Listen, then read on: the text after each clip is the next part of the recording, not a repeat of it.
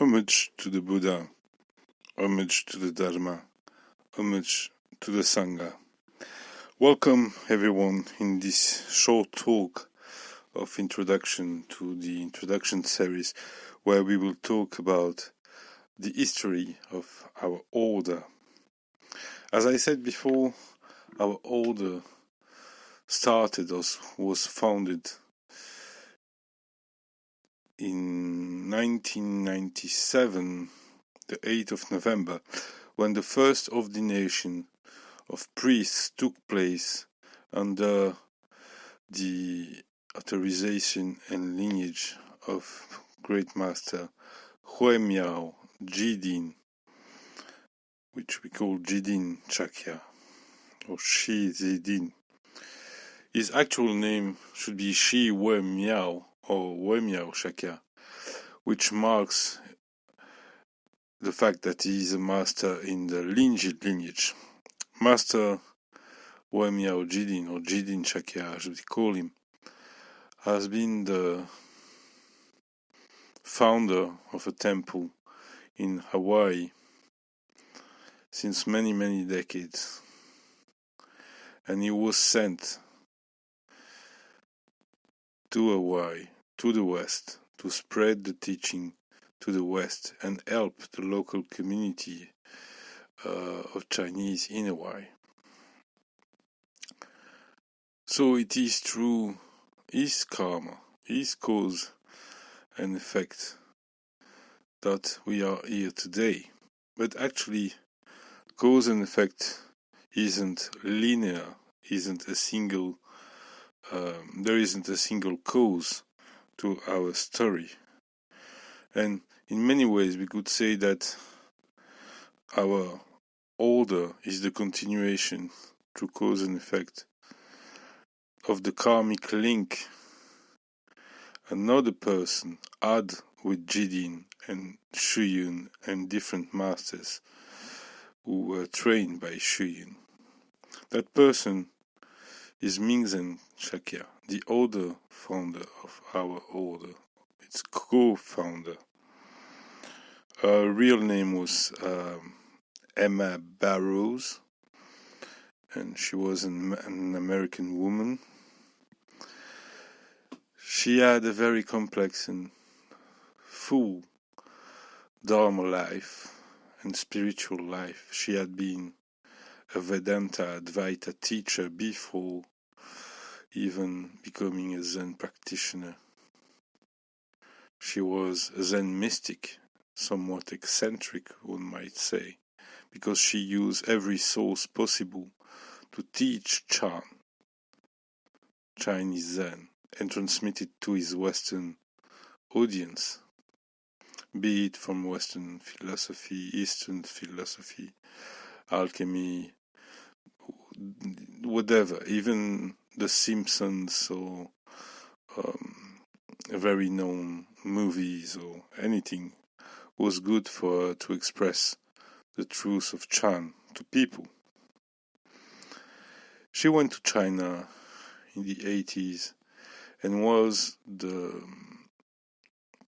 student of Master Wei Yin. Master Wei Yin at the time was the abbot of the Winning Temple, Nanhua Temple in China, which is the great patriarch, the great sixth patriarch of Chan, Zen. And she was authorized to teach Westerners by that very master, which she did. Coming back, she founded in Las Vegas, where she lived, the Nanhua Zen Buddhist Society, which was a sangha where she taught Chan Linji teachings, practices. Up to a certain point, she could train her students. But at a certain point, her students were ready to become themselves priests, lay Dharma teachers. And traditionally, you can't ordain up to your own rank. Also, at that very same time, teacher died. And Wei Yin was a dear friend of Jidin Chakya, our founder. Actually, Jidin Chakya, the founder of our order, is the one who did the ordination ceremony to Wei Yin Chakya in the name of Shuyun, who was away at the time.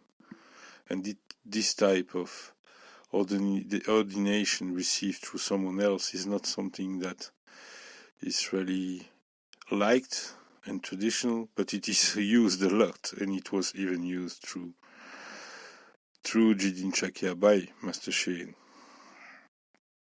So anyway, she went back to Nanyua Temple, and at the time there was another master, another friend of Wei Yin and Jidin, another student of the great Master Shein, who was residing as abbot of Nanyua Temple. It was great Master Foyuan of the Yunmen lineage that has been reestablished by Master Shein. So Master Foyuan became the new master of the Mingzhen Chakya, and she received another name. Our first name was Xuanran. Her second name was Mingzhen in the lineage of Yunmen. So we bear two lineages. She was authorized also to speak in the lineage of Yunmen and sent back. And again, her Dharma grew in her Sangha, and she teach many students who needed to become priests. Then again, women, traditionally especially, couldn't be named masters, and especially lay people being named masters, as we call it, as it is seen traditionally in Chinese Buddhism. That is a very rare thing. It doesn't happen much. Being named a Dharma teacher, lay Dharma teacher, is something, but so women ordaining men priests, that was a bit odd at the time. And then she went and found Jidin Chakya, who was the friend of both her own master and that she had knew actually in Taiwan when teaching there as an English college teacher. What she did there in a Buddhist college, she met Jidin, and afterwards with Jidin she had the idea of founding that order, Chan order, based on the internet, using these tools to ordain disciples. And basically what happened is that things grew, and more people, even people who were not direct students, came and were ordained in that order. In a way, now the order in 98 ordained his second round of priests, and in that same year Jidin Chakya took one of the students who was a great student of Mingzhen and who shares the Dharma.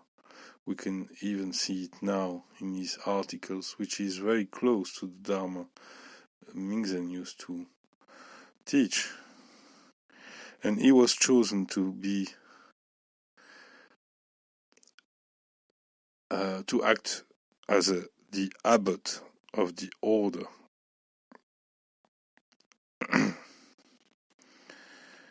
By Ben Yuan, a great master, who was the head, the president of the Chinese Buddhist Association at the time, and our order was very officially at that time registered with the Chinese Buddhist Association. Actually, the Chinese Buddhist Association, just as our founders, think of our order as a Western lay Chan order, at the same, in the image of what Japanese or Korean Zen orders had do in the West. Unfortunately, after Jidin's passing, it was a difficult time for the order. And then another master, great master and friend of Jidin, Master Faiwi, became the spiritual master. For some years, ordinations continue in Hawaii, which was the central platform of ordination of our order, and he authorized several priests to conduct the rank elevation ceremonies for transmitted priests, for senior Dharma teachers, masters if you want. But as we are lay movement, we don't like to use the word master for lay Dharma teacher, even if he is a transmitted Dharma teacher. Well, after the death of Master Faiwi, there was a separation in the order for internal reasons, which really I don't care about, because I wasn't in the order. I came into the order just after that. And really, I'm friends with all parts of the order. And today, the order is still one. There is still one spirit in it. An integration, for example, of Jungian terminology and a balance between spiritual and a pragmatic lecture of Chan is shared by the two parts of this one order. So, to this day, Xuanzi is the general abbot of the order. We also have an abbot on our side of the order.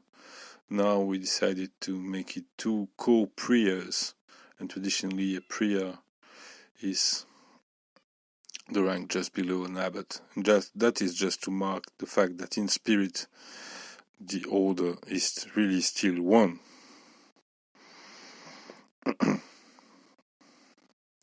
So the two parts of the order try to keep that one spirit, that one mind. Of course, originally women couldn't be masters, transmitted priests, and couldn't ordain priests themselves. We changed that rule. But Mingzen Shakya, having received and seen that same limitation when she was in China, tended to respect that when she was alive herself, and never called herself a master, and always acted as a simple priest or Dharma teacher, even though she was very important and actually ran everything from behind. So maybe that would be the first point or first basic thing of the order I would share, is the fact that we are a lay order of Dharma teachers, and we tend to not call ourselves masters. That is very important because it's a title that is generally kept for Vinaya monks, and we make things very clear. We are not Vinaya monks. We were created as an association when monks and lay Dharma teachers came together to serve